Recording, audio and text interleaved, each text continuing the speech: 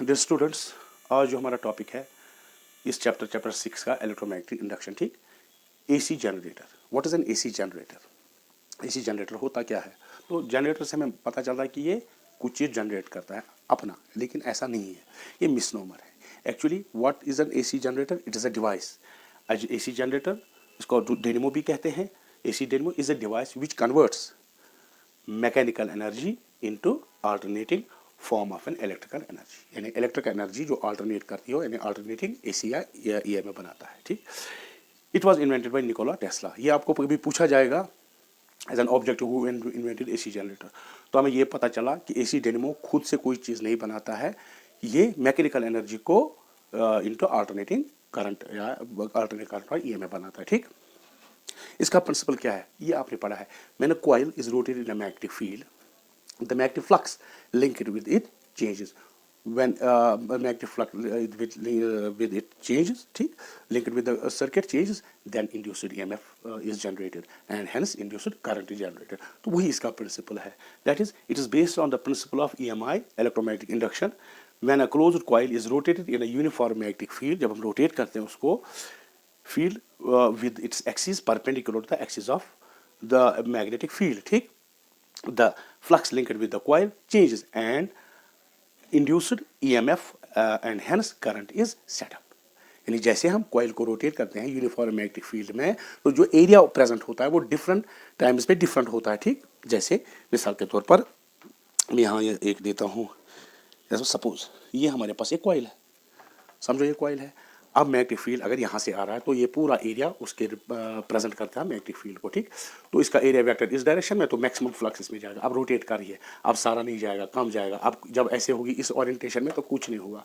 तो with the time जब जैसे रोटेट होती है तो मैग्नेटिक फ्लक्स इसके साथ जो लिंक होता है वो चेंज होता रहता है। तो जैसे ही चेंज होगा इंड्यूस्ड ईएमएफ और electric induced current is setup, ठीक है ना। तो वही हमें अल्टरनेटिंग करंट देती है, वो अब आगे हम पढ़ देंगे, ठीक है ना। तो अब मैं डायग्राम से आपको समझाता हूँ, पहले आप डेफिनेशन का ये स्क्रीनशॉट ले सकते हो, ठीक। ओके, नाउ कंस्ट्रक्शन इसकी क्या है वो यहाँ पर मैं डायग्राम बनाता हूँ, देखिए।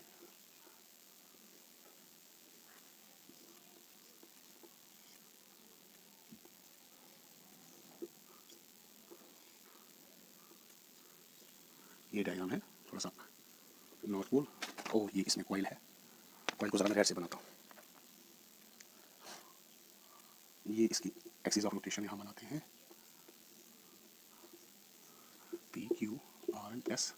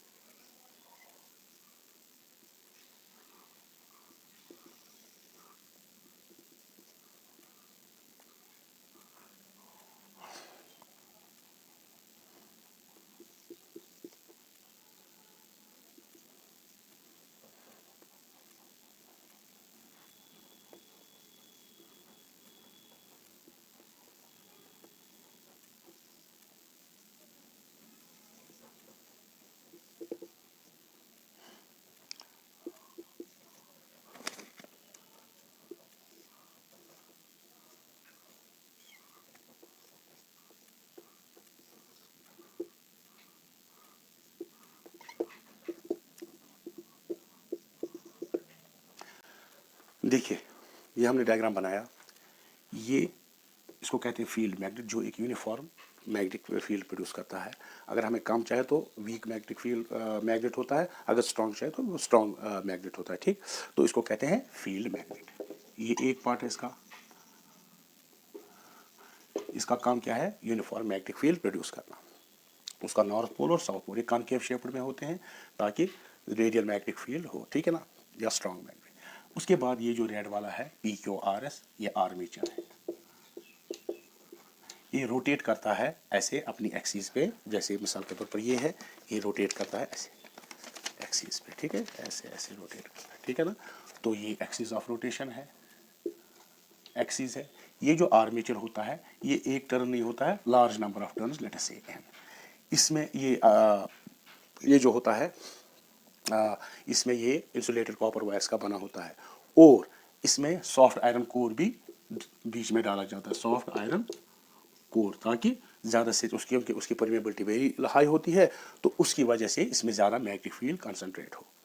उसके बाद ये जो आर्म्स ये पूरा जुड़ी हुई नहीं होती है, तो ये आर्म्स होती है 1 और 2। एक होती है ये हॉलो रिंग होती है, इसको कहते हैं स्प्लिट रिंग्स R1, ये split ring R1 and R2 एक के साथ इसको कनेक्ट किया जाता है, मतलब स्ट्रांगली इसके साथ जोड़ दिया जाता है, और दूसरा इसके साथ, जो दूसरी ये आर्म है यहाँ जुड़ी हुई है, पहली इसके साथ, यहाँ ये जुड़ी नहीं है, इसके साथ ये R2 जुड़ी है। साथ ये जो है ये कॉन्टैक्ट्स हैं, लेकिन ये उसके साथ जब ये रोटेट होगी तो ये जुड़ा हुआ नहीं होनी चाहिए। इसमें कार्बन ब्रशेस होते हैं, तो जब ये मूव करते हैं तो उस पर ये स्लाइड होते हैं, जैसे ब्रश पे ऐसे। जब ये मिसाल के तौर पर ये स्प्लिट रिंग है, जब ये रोटेट करेगी, अभी बताऊंगा रोटेट करेगी, तो ये जो इसके साथ कॉन्टैक्ट में हमेशा रहे, लेकिन जुड़े हुए नहीं होते हैं, ठीक है ना। तो ये ब्रशेस B1 एंड B2, ठीक, यहाँ वो स्प्रिंग के साथ जुड़े होते हैं, ताकि जब ये घूमे तो ये कॉन्टैक्ट न छूटे, ठीक। तो यहाँ से हम फिर आउटपुट लेते हैं इसका जो अल्टरनेटिंग EMF होता है, ठीक है ना। तो इसकी कंस्ट्रक्शन क्या क्या है कंस्ट्रक्शन में, फील्ड मैग्नेट, ये हो गया आपका आर्मेचर, ये जो R1 एंड R2 क्या होता है, R1 and R2 are called slip rings which are joined, one is joined to R1 and another arm of the armature is joined to R2।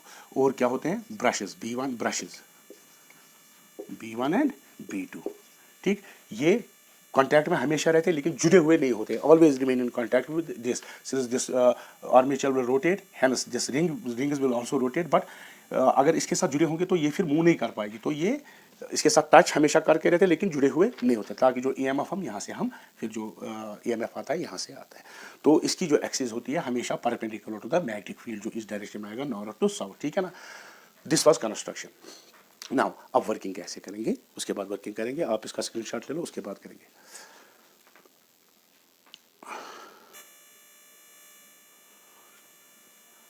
Now working के लिए भी यही diagram आप याद रखो। जब हम इस कॉइल को रोटेट करवाते हैं, ये खुद से रोटेट नहीं होती, हम इसको रोटेट करवाते हैं by providing a mechanical energy, ठीक, बात समझ में आई। सपोज ये जो कॉइल है ये इस डायरेक्शन में, ठीक, तो ये ऐसे है, आप ऐसे समझो, ये फील्ड में, यहाँ से फील्ड है मैग्नेट का, यहाँ नॉर्थ यहाँ साउथ, तो ये ऐसे है कॉइल, ठीक। ये आपका हो गया Q, ये हो गया P, ये हो गया R, एंड दिस इज देखिए ये ऐसे है, ऐसे ऊपर, ये हो गया Q, ये हो गया P, ये हो गया आपका this is R and this is S, ठीक है। तो ऐसे है ये। अब हम इसको रोटेट करवाते हैं मैकेनिकल, जैसे आप पावर स्टेशन में जाओगे, वहाँ तो आर्मेचर नहीं मूव करता, वहाँ मैग्नेट मूव करता है। तो अब समझो हमने किसी मैकेनिज्म से इसको रोटेट करवा रहे हैं, तो जब इसको मैं रोटेट करवा रहा हूँ तो ऐसे, तो ये जो पी क्यू वाला जो ऊपर वाला एंड है, ये एज ये नीचे चला जाए, so it is moving downwards, हम देते हैं इसको, ये खुद नहीं रोटेट करते, हम इसको मूव करते हैं, ठीक है ना। तो जब ये डाउनवर्ड्स होगी, तो पहले जब मैग्नेटिक फ्लक्स के साथ लिंक होगा, वो जब ऐसे डाउन होती रहेगी, ठीक, तो वो चेंज होता जाएगा, ठीक, बात है। अभी तो मैक्सिमम है, क्योंकि ये परपेंडिकुलर इसके, तो सारा मैग्नेटिक फील्ड इसमें से जलाई जाएगी। जब हम इसको नीचे करेंगे तो आहिस्ता आहिस्ता कम हो जाएगी। अब तो मूवमेंट हमारी डाउनवर्ड्स है, इसकी मूवमेंट हमने इसको डाउनवर्ड्स दी।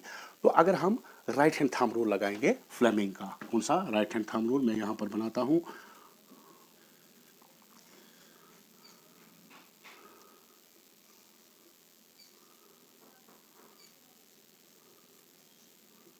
ये समझो आपका थंब है, राइट हैंड थंब में कैसा बना, तो आप थोड़ा,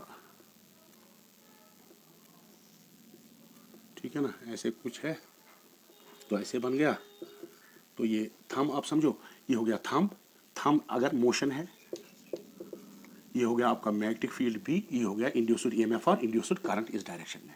तो ये क्या है, अगर हमारे पास ये राइट हैंड है, ठीक, अगर हम थंब को करेंगे किस डायरेक्शन में, in the direction of the motion, ठीक, एंड फील्ड ये जो पहली फिंगर है, फर्स्ट फिंगर, इसको करेंगे in the direction of what, in the direction of the field, then the direction of this third finger, that is the middle finger, will give the direction of the induced EMF or induced current। अब हम इसको downward कर रहे हैं, तो हमारा जो thumb होगा वो कहाँ होगा, डाउनवर्ड। ऐसे फील्ड किस डायरेक्शन में है, इस डायरेक्शन में, तो ये उंगली फील्ड की डायरेक्शन में, तो करंट कैसे आएगी, करंट इस डायरेक्शन में, ये वाली उंगली, ठीक, ऐसे, तो current will move from Q to P and this direction and in this direction, ठीक है, बात समझ में आई। Direction of motion, direction of magnetic field and direction of induced current. तो हमें तो डायरेक्शन ऑफ मोशन पता कि हम ही देते हैं उसको, तो डायरेक्शन ऑफ मोशन डाउनवर्ड्स है क्योंकि हम इसको ऐसे घुमा रहे हैं, ऐसे घुमा रहे हैं, तो डाउनवर्ड्स आ रहा है, ठीक। तो डाउनवर्ड्स, अब मैग्नेटिक फील्ड इसी डायरेक्शन में, तो करंट किस डायरेक्शन में, करंट इस डायरेक्शन में, from Q to P, so current will move from Q to P, ठीक। अब भी हमने देखा जो करंट है फ्लेमिंग्स राइट हैंड रूल से जो लगा के, तो इस डायरेक्शन में ऐसे चली जाएगी इस आर्म से, फिर यहाँ ऐसे ऐसे जाएगी इन एंटी क्लॉकवाइज डायरेक्शन, तो ये रोटेट करेगा। लेट अस सपोज इसकी कांस्टेंट रोटेशन वेलोसिटी है, एंगुलर वेलोसिटी ओमेगा से रोटेट कर रहा है। अब ये आपका P था, ठीक, ये Q था, ये R था और ये S। अब हम इसको ऐसे रोटेट करवा रहे हैं, ठीक, तो नीचे आ गया, ठीक, फिर इसे ऐसे आ गया, ठीक। जब ये यहाँ आ गया, आपका जो ऊपर वाला था, फिर से ये जो ऊपर वाला एज कंप्लीटली नीचे हो गया, ठीक, डाउन डाउन आके नीचे हो गया। अब आपका जो ऊपर कौन आ गया, आपका R यहाँ आ गया, ये जो S है यहाँ चला गया, और ये जो आपका P है यहाँ चला गया, और Q यहाँ चला गया, ठीक। अब जब ये P Q वाला सेक्शन, नीचे वाला सेक्शन, अब ये घूमेगा, इट विल, ये क्या आएगा, अप की तरफ आएगा, इट विल मूव अपवर्ड्स। तो इंड्यूस्ड डायरेक्शन की करंट कैसे निकालेंगे, वही फ्लेमिंग्स राइट हैंड रूल से। तो फ्लेमिंग्स राइट हैंड रूल से थंब को किस डायरेक्शन में करेंगे, मोशन की डायरेक्शन में, इस मिडिल फिंगर को, फर्स्ट फिंगर को in the direction of the field, और ये देगी डायरेक्शन ऑफ करंट, तो ये आपस में म्यूचुअली परपेंडिकुलर, ठीक। तो अगर मैं करूँ नेक्स्ट, तो अब ये जो इंड्यूस्ड ईएमएफ की करंट वो किस डायरेक्शन में होगी, देखिए ये आपका फील्ड इस डायरेक्शन में है, ठीक, उंगली ये मैंने रखी, मोशन अप, ये अप आ रहा है तो थंब अप है, तो ये जो फिंगर है मेरी, ये किस डायरेक्शन में आ गई, इस डायरेक्शन, ठीक। So now current will be reverse, ठीक है ना। तो करंट कहाँ जाएगी, इसको मैं यहाँ रेड से दिखाता हूँ, current will be in this direction, ठीक है। तो यहाँ से आएगी, अब यहाँ से चली जाएगी। सो फर्स्ट हाफ रोटेशन में एंटी क्लॉकवाइज करंट थी और सेकंड हाफ में क्लॉकवाइज। सो जब ये बढ़ेगा, फ्लक्स चेंज होता जाएगा जीरो टू मैक्सिमम या maximum to zero, accordingly amplitude will increase, but in first half it will let us say positive direction and in the second half it will be in negative direction, ठीक है ना, क्योंकि current reverse होती है, पहले ऐसे आ रही है, अब ऐसे जा रही है अंदर, ठीक है ना। So what will get, we will get an AC, ऐसे जीरो से ऐसे, ये पॉजिटिव हाफ, ये नेगेटिव, तो ये AC जनरेटर है, ठीक है ना। अब इसका मैथमेटिकल एक्सप्रेशन निकालेंगे कैसे होगा, ठीक है। इसकी मैथमेटिकल एक्सप्रेशन है, ये मैंने डायग्राम बनाई, सपोज ये हमारे पास जो फील्ड वेक्टर है नॉर्थ और साउथ पोल, उसमें ये कॉइल PQR है, ठीक, जिसका एरिया, कॉइल का एरिया है A, ठीक ना। मैग्नेटिक फील्ड चूंकि यूनिफॉर्म है, कांस्टेंट है, दैट इज सपोज B, ठीक है। Now, magnetic flux linked at any point with this coil, we know that magnetic flux phi N phi B. What is N? N is the number of turns. N is the total number of turns इस armature का. That will be B dot A. ठीक है. Now that is N phi B B A cos of theta. Now theta क्योंकि ये rotate कर रही है with this angular velocity omega, so theta can be written as theta is equal to omega t, because theta by t angular velocity is equal to theta by t, that is omega t, और N phi B cos omega T. ठीक है. Now initially the angle this vector area vector will be in this direction A, B is in same direction, so omega t or theta will be equal to 0, so magnetic flux B will be equal to N phi B will be equal to BA. ठीक है, क्योंकि cos omega t 0 that is cos theta, cos 0 is equal to 1, ये हमने यहाँ पर लगा दिया. अब जैसे रोटेट करेगी flux linked will change, that is the angle will change from 0, area vector 0 बनाएगा, फिर आहिस्ता आहिस्ता आहिस्ता आहिस्ता 90 बनाएगा, 180 बनाएगा, पूरा जब घूमेगी 360 बनाएगा. नाउ जब ये घूमेगा so flux linked with this coil will change. Now whenever there is a change in magnetic flux linked with the coil, and induced EMF is set up. Okay, so induced EMF will be set up, that is equal to E, that is minus d phi d by dt of n phi b. तो magnetic flux induce होगा. अब n phi b क्या है, B A cos theta, तो इसमें substitute करेंगे d minus D by D T N तो बाहर आ सकता है, चलो बी से यही लिखेंगे एन 5b किसके बराबर निकला आपका 5b इज इक्वल टू, यहां पर एन लगाएंगे भाई, ये एन, ठीक है मैं भूल गया था। So it will be an 5b, that will be N B A cos omega T, ठीक है। और माइनस ये कांस्टेंट है बी ए, कॉस का आएगा minus sine omega t into omega, और E will be minus into minus, that will plus N B A omega sine omega t. Now ये जो साइन ओमेगा टी, इसका maximum value होता है 1 और minimum value होता है -1, ठीक है ना।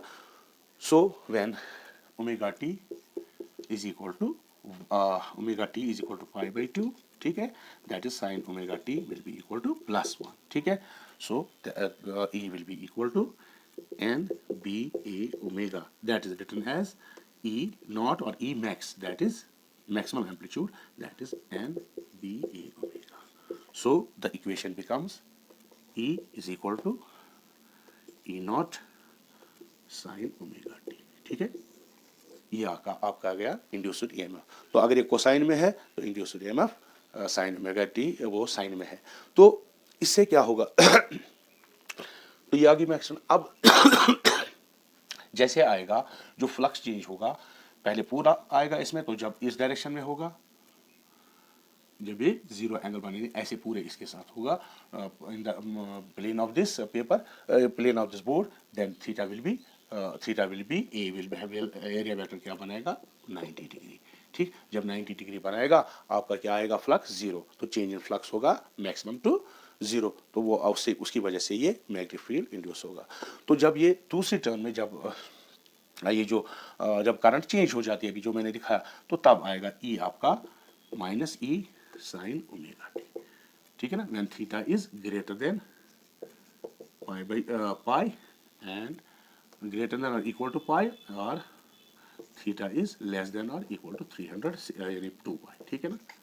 फिर ये साइकिल स्टार्ट करेगा, ठीक है ना। तो ये जो इसका ग्राफ आएगा ऐसे आएगा, ठीक है ना, पहले पॉजिटिव फिर 0 फिर नेगेटिव ऐसे आता चला जाएगा। क्यों, ये जो साइन थीटा का वैल्यू है ये चेंज होता है -1 0 to 1, ठीक है ना। तो पहले आ गया प्लस, फिर 0 फिर माइनस, फिर इसी तरह से फिर रिपीट हो जाएगा 0 माइनस प्लस, इसी तरह से ये आ जाएगा। So that is how this AC generator works, ठीक है ना। तो अगर करंट देखनी हो, अगर जो रेजिस्टेंस बाहर लगी हो, जो मैंने सर्किट दिखाया था आर, तो रेजिस्टेंस तो करंट क्या होगी, current is equal to E/R, तो वो क्या होगा, that will E0 by R sin omega t. This is called I0, the amplitude or maximum amplitude. That is I will be equal to I0 sin omega t. That is current and voltage will be in phase. वो आगे आ जाके आप पढ़ेंगे। तो ये जो coil यहाँ पर रोटेट करती है ये कैसे हम कर सकते हैं। जो हाइडल पावर प्रोजेक्ट होते हैं वहाँ क्या होती है, वहाँ कॉइल असल में आर्मेचर मूव नहीं करता है, मैग्नेट ही मूव करते हैं, ठीक। मैग्नेट को हम रोटेट करते हैं, उसकी वजह से भी फ्लक्स चेंज हो जाता है। जो ऊपर से आता है, जो ये पानी आता है, उसकी सीधे उसके टर्बाइन्स पे पड़ती है, जिसमें टर्बाइन ऐसे लगे होते हैं, तो इस पे पड़ती है तो ये घूम जाता है, जैसे स्पिंडल आपका घूमता है, स्पिंडल की तरीके से की तरह ये घूमता है, मैग्नेटिक फ्लक्स चेंज होता है और इलेक्ट्रिसिटी पैदा होती है। तो हम वहाँ वाटर की kinetic potential energy kinetic energy में चेंज हो जाती है, तो इसको मूव करता है। इसी तरह से जो थर्मल प्लांट पावर प्लांट्स होते हैं उनमें क्या होता है, या न्यूक्लियर पावर प्लांट्स होते हैं, उनमें स्टीम की प्रेशर की वजह से हम इन मैग्नेट को, उतना हाई प्रेशर होता है जो स्टीम होती है वो इस पे डालते हैं, उस स्टीम की प्रेशर की वजह से इनको घुमाते हैं तो इलेक्ट्रिसिटी पैदा होती है। बहरहाल ये देखना है कि कोई एनर्जी जनरेटर नहीं है, ये एक्चुअली ये क्या कन्वर्ट करता है mechanical energy into electrical energy, वही है इसका काम, खुद से ये कोई प्रोड्यूस नहीं करता है। जो डोमेस्टिक एसी होती है इंडिया में, उसकी जो फ्रीक्वेंसी जो आपके मेज में आती है 50 हर्ट्ज, ठीक है ना, ये आपकी इंडिया में 50 हर्ट्ज आती है, ठीक है ना फ्रीक्वेंसी। Okay, thank you.